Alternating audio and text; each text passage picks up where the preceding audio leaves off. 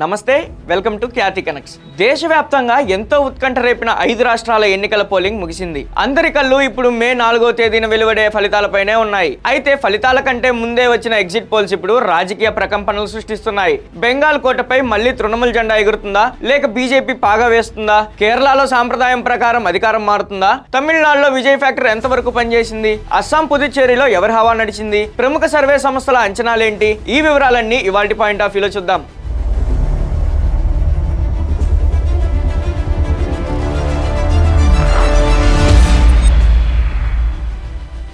294 స్థానాలు ఉన్న వెస్ట్ బెంగాల్లో తృణమూల్ కాంగ్రెస్ గెలుస్తుందని Aatmasakshi, people pulse, Janmata survey సంస్థలు అంచనా వేశాయి. బెంగాల్లో ఎన్డీఏ గెలుస్తుందని operation Chanakya strategies, Praja poll, Matrize, free mark, today's Chanakya, poll diary, Times Now లాంటి మెజారిటీ సర్వే సంస్థలు అంచనా వేశాయి. 294 స్థానాలు ఉన్న పశ్చిమ బెంగాల్లో చాణక్య స్ట్రాటజీస్ టీఎంసీకి 130 నుంచి 140, బీజేపీకి 150 నుంచి 160 స్థానాలు వస్తాయంటుంది. ఆత్మసాక్షి సర్వేలో టీఎంసీ 170 నుంచి 190 స్థానాలు, బీజేపీకి 120 నుంచి 130 స్థానాలు వచ్చే అవకాశం ఉందని తెలిపింది. పీపుల్స్ పల్స్ సర్వే టీఎంసీకి 177 నుంచి 187, బీజేపీకి 102 నుంచి 113 స్థానాలు రావచ్చని అంచనా వేసింది. కాంగ్రెస్ సింగిల్ డిజిట్ కే పరిమితం కానుందని సర్వేలు చెప్తున్నాయి. 234 సీట్లు ఉన్న తమిళనాడులో డిఎంకేకి అనుకూలంగా Aatmasakshi, people pulse, operation Chanakya, news 18, Praja poll, today's Chanakya, Matrize, P Marq ఇలాంటి సర్వే సంస్థలు అంచనాలు వెల్లడించాయి. బెంచ్ మార్క్, జేవీసీ లాంటి సర్వే సంస్థలు అన్నా డిఎంకేకి, బీజేపీ కూటమికి పట్టం కట్టాయి. టీవీకే 10 నుంచి 25 సీట్లు దక్కించుకుంటుందని పలు సర్వేలు వెల్లడించడం విశేషం. 234 అసెంబ్లీ స్థానాలు ఉన్న తమిళనాడులో డిఎంకే వైపే మెజారిటీ సర్వేలు మొగ్గు చూపాయి. డిఎంకేకి 145 నుంచి 160 సీట్లు, అన్నా డిఎంకేకి 50 నుంచి 65 సీట్లు, విజయ్ టీవీకే పార్టీకి 13 నుంచి 18 సీట్లు వస్తాయని చాణక్య స్ట్రాటజీస్ లెక్కగట్టింది. ఆత్మసాక్షి మాత్రం 134 నుంచి 141 సీట్లు డిఎంకేకి, 84 నుంచి 90 సీట్లు అన్నా డిఎంకేకి, బీజేపీ కూటమికి 4 నుంచి 8 మాత్రమే టీవీకేకి వస్తాయంటుంది. పీపుల్ పల్స్ సర్వే డిఎంకే వైపే మొగ్గు చూపింది.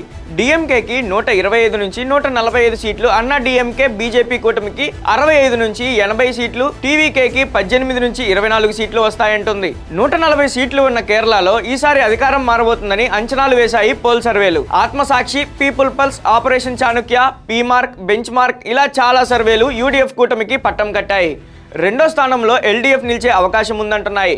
సర్వేలు 140 సీట్లలో విజయ్ నేతృత్వంలోని ఎల్డీఎఫ్కి 58 నుంచి 64, యూడీఎఫ్కి 72 నుంచి 80, బీజేపీకి single డిజిట్లే వస్తాయంటుంది Chanakya strategies.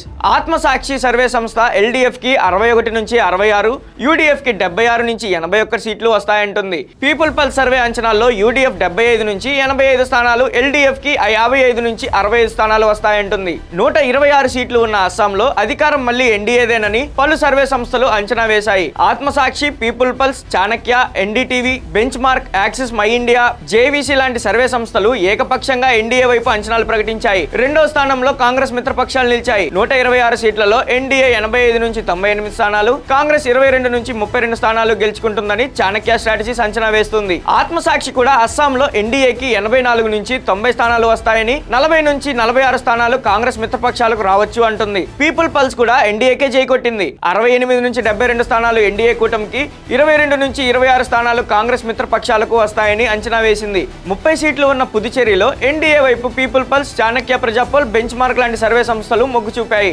Chanakya strategies exit polls లో ఎన్డీఏ 17 నుంచి 20 స్థానాల నుంచి 13 కాంగ్రెస్ కూటమికి వస్తాయంటుంది. ఆత్మసాక్షి సర్వేలో 17 నుంచి 19 ఎన్డీఏ కూటమికి, 11 నుంచి 12 కాంగ్రెస్ కూటమికి వచ్చే ఛాన్స్ ఉంది. పీపుల్స్ పల్స్ 16 నుంచి 19 సీట్లు ఎన్డీఏ కూటమికి, 10 నుంచి 12 సీట్లు కాంగ్రెస్ కూటమికి వస్తాయన్న అంచనా కట్టింది.